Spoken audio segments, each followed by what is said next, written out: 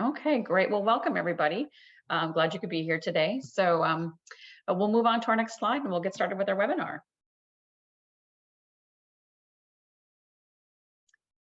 Just a quick overview, kind of a little bit of housekeeping from prior meetings as well.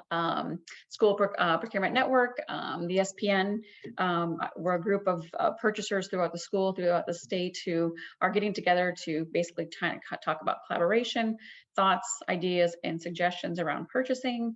We're talking about topics where we can save schools time and money through purchasing, through contracts, different ways of being able to initiate some of those savings. We've talked in the past about having the frequency of the meetings being the second Thursday of the month. So we'll continue to have that schedule moving forward. And suggestions, any topics that you guys might want to talk about through procurement, any topics are welcome for discussion. You can always send that information in through to us to put onto the agenda for future conversations, or even if you have something today that's not on our topics of discussion, but feel free to open up that discussion, ask questions about anything that you want to. So we do have an agenda for today. We'll start going through the slides and start having some conversation regarding some of the topics that we put out there to discuss. So we can go to the next slide and start talking about those. So the Rfx process. Today we're going to kind of talk about some best practices for your Rfx processes that you do, and some examples around that. So we'll kind of get into the detail of like what the benefits are for doing that process when you're out purchasing, especially right now, given the time frame with all the supply chain issues, the inflation, all those different impacts that are happening right now that are really affecting procurement and your bottom line, your cost, right, of your goods and services. So from there, we'll jump to the next slide. So request for bid is probably one of the most common procurement processes and government related procurement. So it's known as also an invitation for bid. Some people may call it that, but typically more standard request for bid. So this is a process where it's more about somewhat finding your low cost provider. It's really an unbiased request to be able to invite to solicit vendors to come in and quote on the product or service that you're looking for. They're usually very straightforward, kind of get to the point of what you're looking for. They tend to be more about maybe, I wouldn't say smaller purchases, but sometimes yes, a little less extensive in defining requirements maybe of what you're looking for. And on these, your cost bids are what are going to stand out. When you get information back from your suppliers, that's where you're really looking at these, is to find most of the time your ultimate low cost provider for the solution that you're looking for, right? Again, it's a very easy way. There's a lot of advantages of how to do this and how to get those low cost vendors out there, and to be able to get more vendors to be able to bid on what you're looking for to purchase. Definitely not a binding contract. These documents though, if you're signing contracts with those vendors who do bid and that you award to, a lot of times these documents can become a part of that contract, because you're kind of defining your specifications throughout there, your milestones, deliverables, things like that sometimes. So these are good documents when you develop these, because you put a lot of thought and effort and time into these to let the vendors to know what you're looking for. They can also kind of become part of your contract if you'd like. And they definitely are a little more about some of the basic specifications on what you're looking for. So we can kind of talk a little bit more about documents to use, things like that, the kind of like the family of documents of the Rfx process as well. So we'll jump to the next slide, unless anybody has any questions about requests for bid at this time.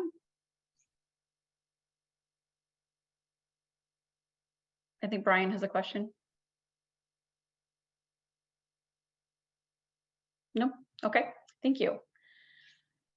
So throughout the process, as you look at maybe towards the low cost proposer under the RFP, the request for proposal is definitely a lot more extensive at times when you're looking for a supplier to come back and to be able to bid on your service or good that you're looking for. It's a more of a formal document that really gathers that information from your suppliers. When you send these out, obviously it's definitely helping you to find the best suppliers that are in the marketplace for it. A lot of times you can have these to specify a more detailed response to help you find the solution that's correct for you, the best service or good, potentially. A lot of times IT will use the request for proposal because of all the requirements that are actually involved in it. You can really define out your business requirements, your functional requirements, and your technical requirements. And then being able to put those out, you're putting that out there to say, these are the things that we're looking for that are going to help us provide or be able to provide the solution for the schools, right? So then the vendors can actually come back and give you more information from that side of things to be able to help you out, and then take a good look when you do your evaluation, or typically it's kind of the technical and cost components when you're actually taking a look at the proposal submissions to be able to help provide, to be able to award to the supplier or suppliers under that. So it's definitely giving you a lot of information back. Maybe it's things that we're not understanding that the vendor can do that maybe are even more beneficial or helpful from the procurement side of things of what you're looking for. These are definitely a lot more in depth and time consuming as well. They do take a lot of time. Sometimes they can take 1 to 3 months. Sometimes they're large scale project that these can take 3 to 6 months, sometimes even a year. I've been on procurements that have lasted 2 years. A lot of times those have been large, significant IT implementations. So definitely a lot more work involved in those, but definitely you're going to get a good response from your suppliers of how they can actually handle the service that you're looking for. And they also have kind of a completion date to it too, as well. When you're purchasing through this, you really have the definition of maybe when you're going to have a system implemented, or maybe a facility built or a gym built, different things like that, that really kind of identify the time frame that's going to take to get that project done. And it gives a guideline to the suppliers as well as to what you're going to do. So great tool to use when you're really looking for some more detail. So very, very much a great tool to provide more information to you. If we'll go to our next slide then. Any questions on request for proposal during this? Okay. Another tool in the Rfx process is an RFI, which I think is a great tool. It's an initial tool that you can use to really get information about what you're looking for. Let's say you want a new software for something, but you don't know all the things that it can do. You know, you really want to understand more about it. What can be the impact to it? An RFI for request for information is a great process, less informal. It's not really formal, but unless regarding the process, but the documentation is. It really kind of helps you understand who the vendors are that can perform in that space. So if you're looking for a software, you're like, but I really don't know the vendors that are out there. Releasing this is a great tool to use to be able to go out there and find out which vendors might have the capabilities out there. And it might open doors of other opportunities for you as well, related to what you're looking for that vendor to be able to provide. Great way to collect the information and the capabilities of the suppliers. And then you will follow up then typically with your formal process of whether or not you're going to do a B or P from there, your bid or your proposal, to really then step it out to the market and say, you know, we're now doing the formal bid process. And majority of the time, most of those vendors that gave you the RFI information are going to bid on that. So that's a great way to be able to understand, and then to be able to evaluate those suppliers that do submit from that standpoint. And you'll have a really good understanding at that point of the type of things that you're going to be looking for from that supplier. And on the left side of the screen, we have templates here at Cesa Purchasing that fall under those RFX. I'm just showing a quick example of the RFI, how we develop it. So down below is actually kind of like would maybe be your title page. Cesa Purchasing, you know, it's the request for information, the date, who prepared it, kind of the cover page to put on top of your other pages to your RFI.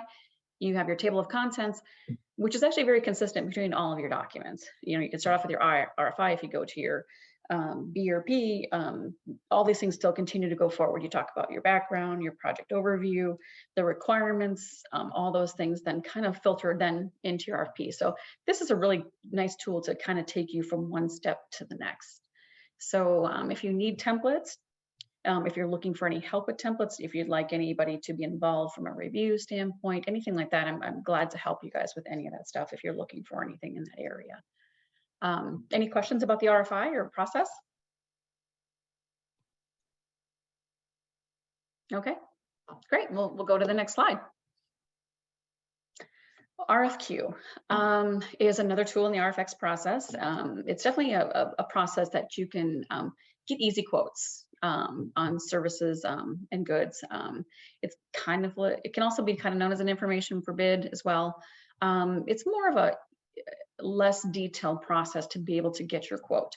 As I always like to give examples on some of that stuff. Let's say you're looking to buy, a bunch of basketballs for a simplified example. So you put a quote out, you give the basic specifications of the basketballs that you're looking for. You'll get vendors who send their bids back, and you're looking at price at that point too, typically, to say these are the vendors who provide what I'm looking for. Usually it's a lot. Usually it can be pretty specific of what type of item you're looking for, then you'll get the quotes. Definitely kind of used for more of a standard commodity type purchasing product at that point. So again, we have examples of RFQs, RFPs, Bs, and RFIs if you're looking for any type of documentation to utilize as well. Any questions about the variance between those, when to use them, getting documents, any concerns you might have had with RFPs, maybe any great experiences you've had doing the process that you might want to share with the group at this time?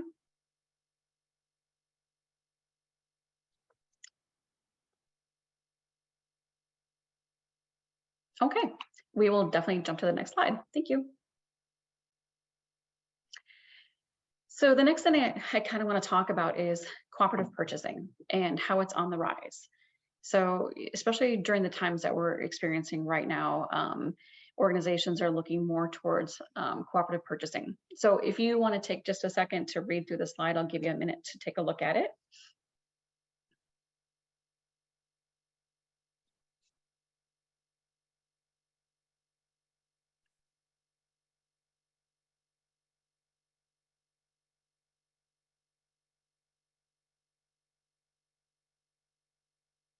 Okay, so taking a look at kind of the stats just from a smaller portion of time frame there, where they've seen the growth of about 40% from the sales in cooperative purchasing, which is a large amount, and it's continuing to grow from those aspects of continuing to take a look at what cooperative purchasing can do to help you from a procurement side of things.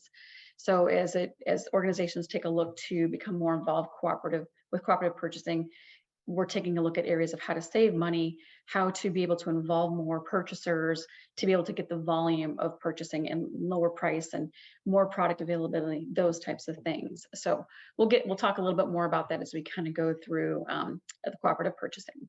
So we'll go to the next slide. So I take a look at several organizations that analyze cooperative purchasing and the benefits and procurement in general and what's going on in the industries, right?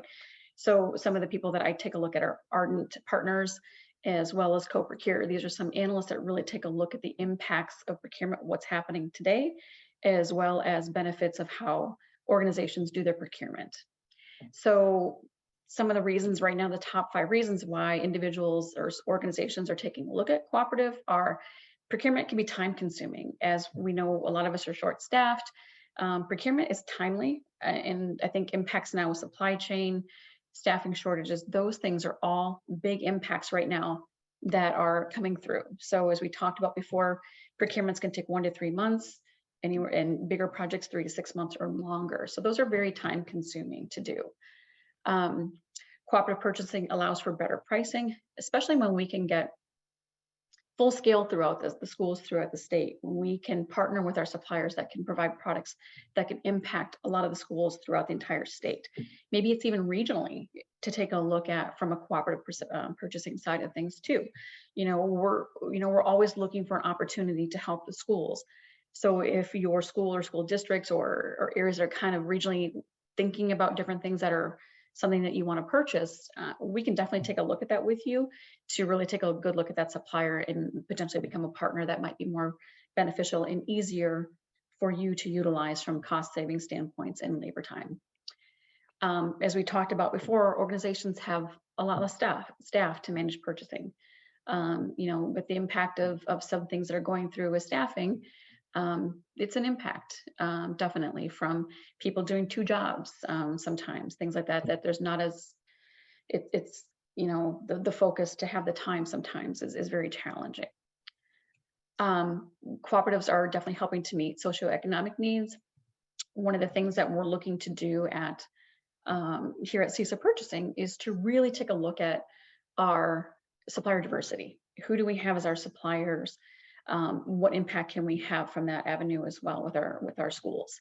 You know, we're going to take a look at what percentage do we want to have of MBE suppliers, that type of information. What do we want to do from a future perspective with that? Plus local and regional vendors. As you know, we have national vendors under our national cooperative under AEPA, and we have CESA vendors.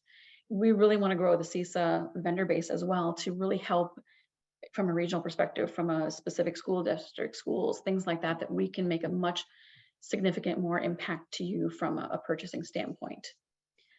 And another one, one of the top reasons, the fifth one was contract compliance, especially right now with a little bit more unsure times with supply chain issues, is how are the vendors adhering to the contracts? How are they performing? Are they able to get the goods or services that you're looking for under their contracts? Are they not meeting expectations of the contract? We are doing more vendor relationship management from Cesa Purchasing side with quarterly meetings with our vendors to ensure that our vendors are performing under the contracts, that they are meeting the needs of the schools. So I think that's a great impact to ensure that our vendors are performing for you. Any questions about any of the reasons for impact with cooperative purchasing? Okay, great. We'll go to the next slide.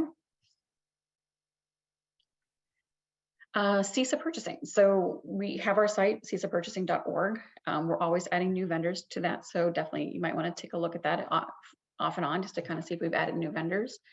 We've talked about the variance between AEPA and Cesa vendors, and we're doing updates to the site too. So you might want to check that out. But I also kind of want to also talk about some procurement predictions, some things that some of these analysts are kind of talking about right now with procurement.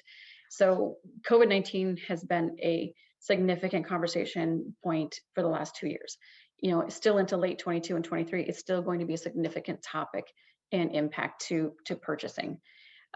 It's definitely something that's still large and still looms over our suppliers and purchasers and how it affects how they get their products and services. It's impacting cost. Things with inflation right now, costs are continuing to increase.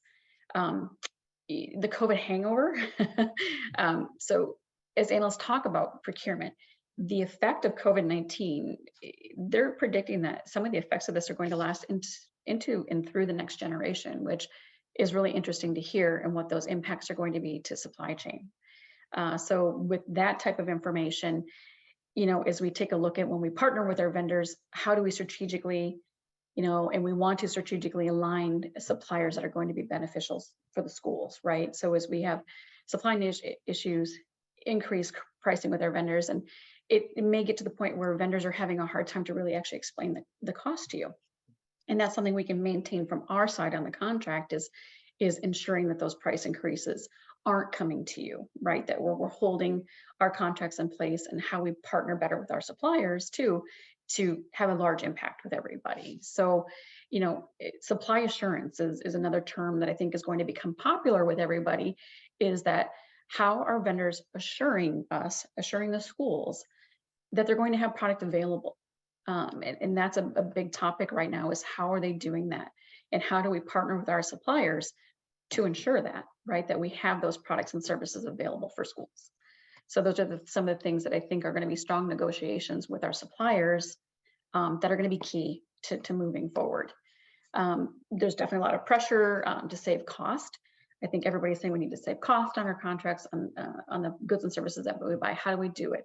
So that adds more time as we're taking a look at partnering with our suppliers. You know, when you're looking at purchasing, it's now you've got maybe more vendors involved because you can't get the service or product that you're looking for.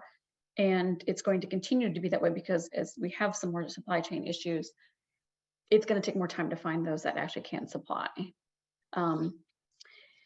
Working with supply chain is definitely the key from there, and how we manage our suppliers. That's something that we strongly feel is a key component that we have is managing our cooperative contracts to be beneficial for you. Is there any questions about maybe some of the procurement predictions, some of the things that might be happening, supply chain at this time that you want to discuss?